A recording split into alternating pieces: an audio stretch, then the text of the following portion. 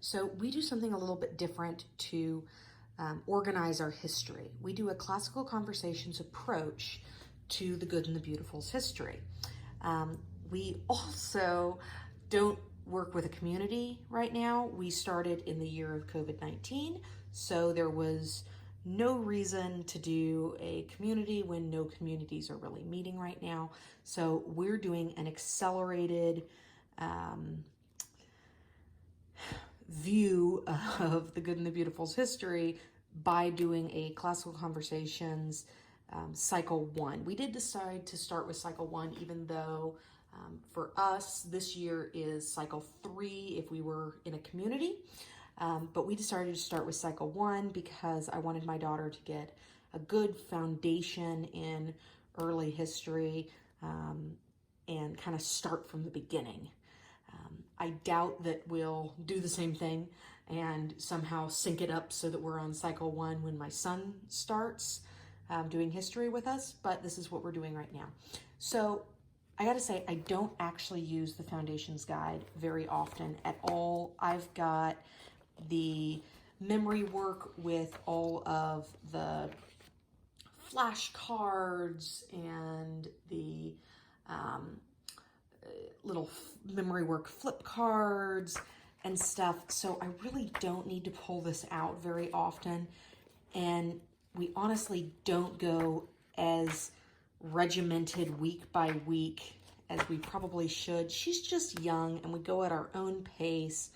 And, you know, we don't really fuss about her having to have this or that memorized at a certain point. But we do use it as a basic guide. So the way you do classical conversations with the good and the beautiful history is a little bit different. So one of the things that a lot of people like about the good and the beautiful history is that it goes through an entire,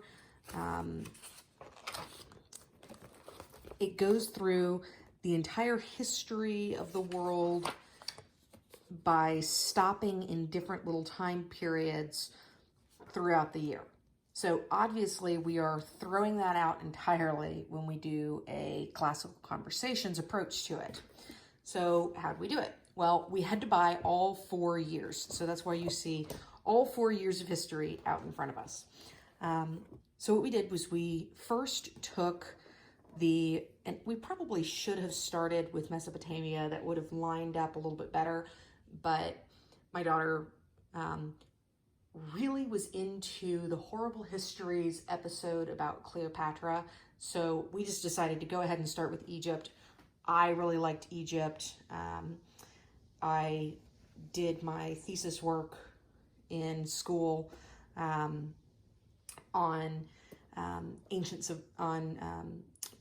the ancient Near East, and I really love this time period. We started with ancient Egypt. So we started with book 1, unit 1. Then we went to, how exactly did we do this? Because we kind of jumped around a lot. Let me get to, if this would open for me.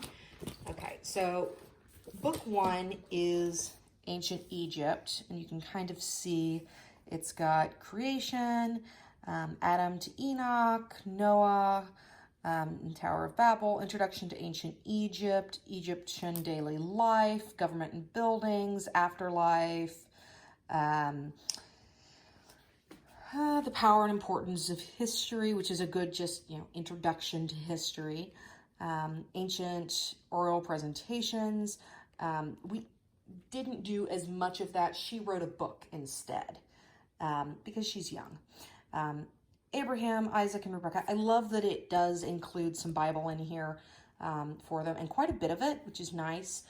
We do supplement that heavily, but it's nice that it's in here and that there are good pictures, and I like that she can kind of place things in history better. Moses and the Passover story, and then Egypt to modern day. We actually skipped lesson 14 for this because I didn't find it particularly relevant to what we were doing. Why wouldn't you put that in, more modern times? So then the second Good and the Beautiful history book goes over ancient Greece and ancient Asia. We actually, we have done so far all the way through Alexander the Great. So we did Unit 1, lessons 1 through 6. We're going to circle back and do China because we moved straight on to History 4, where we did ancient Rome. And it really gets into ancient Rome. So in the other books, it gets really, really into Egypt in the first book, and then it skips straight on to the Middle Ages, and it splits up Unit 1 between Greece and ancient Asia in book 2. In book 3, it goes heavy into ancient Rome. So we dived into ancient Rome, and where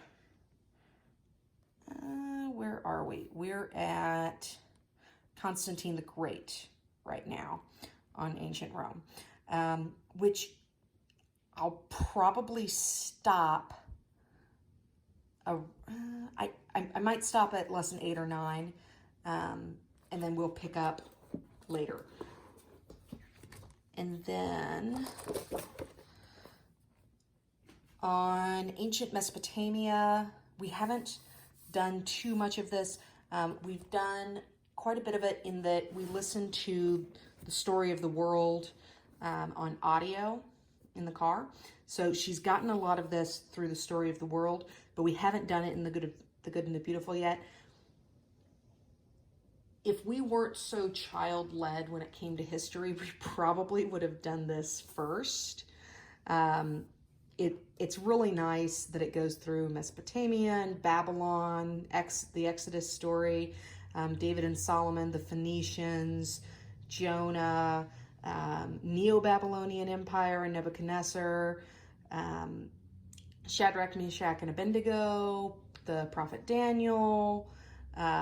It just keeps going. Persian Empire, and it gets a lot into early Hebrews and Israeli history and all of that, and that's really great, and I'm looking forward to that. We are going to build this out like crazy, and one of the reasons I'm holding off on it is just for budget reasons.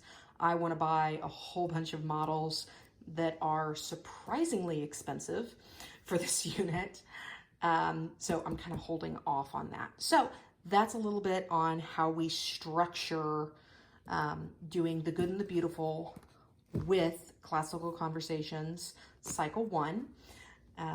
And like I kind of touched on, we actually do both the Good and the Beautiful and Story of the World. We just don't do the workbooks and all of the extra stuff that you can do with Story of the World. We just listen to the audio in the car, and we think that's enough. She likes the stories, but we just keep them as stories. All right, well, thank you so much, and see you on the next one.